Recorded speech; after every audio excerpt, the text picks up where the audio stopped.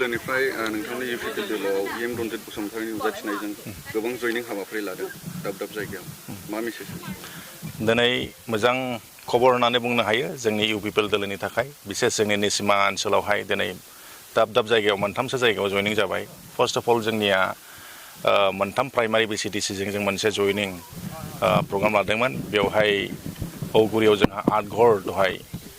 मिटिंनि गेजेरजों जयनिं जाबाय गुबुन गुबुन दोलोनिफ्राय बिपिएफ आरो बिजेपिनिफ्राय लोगोसे जोंनिया फाटाबारि फरेस्ट भिलेज होननाय सनापुरबो होनो बे जायगाखौ बेवहायबो सुदेमपारा बेवहायबो 32 घर जन नङा दे 32 घर बिथांमोना गुबुन गुबुन दोलोनिफ्राय माखासे नेपाली कमिउनिटि बर' कमिउनिटिनिफ्राय 32 घर जोंनियाव फैबाय लोगोसे आरो दा बेवहायसो जोंनिया 16 घर बेवहाय जयनिं जाबावबाय टटेल जोङो दिनैहाय 54 नख'रफोरखौ जोंनि इउपिपि दोलोआव मोनबाय बिजेपि बिपिएफ बे मोननै दोलोनिफ्राय बिथांमोना फैदों बेनि थाखायनो जोङो दिनैनि दिनखौ जोबोद रंजानायनि दिन होननो हायो आरो बे जयनिं हाबाफारियाव जोंनि मानगोनां बिटिआरनि इएम श्रीजुत रन्जित बसुमतारि बिथाङाबो गावनो प्रेजेन्ट दंमोन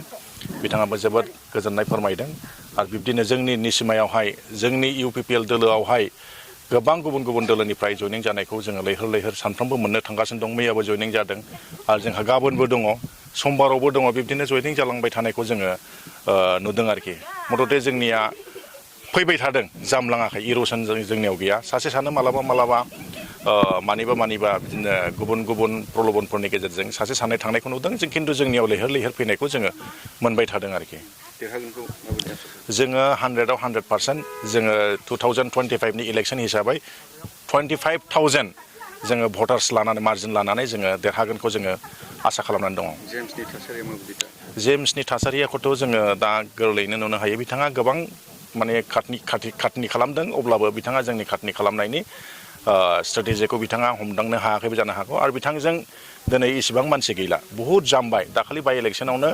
बिथांनिया बहुद खममोन मार्जिना 11,000ल' व्हेरेज जोंनिया अलरेडि माने 17,000 प्लास 7,000 मार्जिनाव जों देरहाखानानै दंमोन नाथाय दिनै जोंहा बहुद माने प्लास जोंना जागासिनो दङ आरो जयनिंआथ' जोंना कन्टिनिउ दिनैसिमबो जोंनिया केन्डिडेटबो डिक्लेयार जायाखै केन्डिडेट डिक्लेयार जानाय लोगो लोगो ओरैबायदि जोङो धौ बानायनो जोङो स्ट्रेटेजि बानायगासिनो दङ माने निस्सय जोंनि 2025 नि बिटिसि इलेक्सन 25,000आ जोंनिया निश्चित जागोन जों बेखौ फोथायदों आरोखि माइनरिटि भटार्स हिसाबै जोङो आगोलफोराव जों इसेबां मोनबोआखैमोन इउपिपि हिसाबै बिपिएफआव होदोंमोन नाथाय माइनरिटि कमिउनिटिनि बिथांमोना बिसेस इन्टेलेक्सुवेल महलनिफ्राय बुजिनो मोनबाय इउपिपिएलआ माने माइनरिटिनि थाखायबो गोबां सेवा खालामगासिनो दं गोबां सार्भिस होगासिनो दं आरो बिसेस जिहेतु जोंनियाव सान्थि फैबाय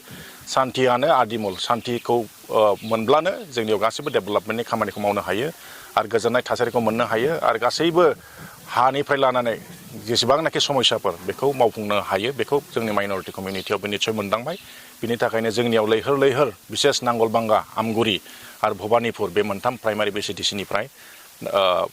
माइनरिटिनि भटार्सआ जोंनाव प्लास जाबोगासिनो दं जों दिनैनि स्टेटासाव 50% माइनरिटि भटखौ जों मोननो हादों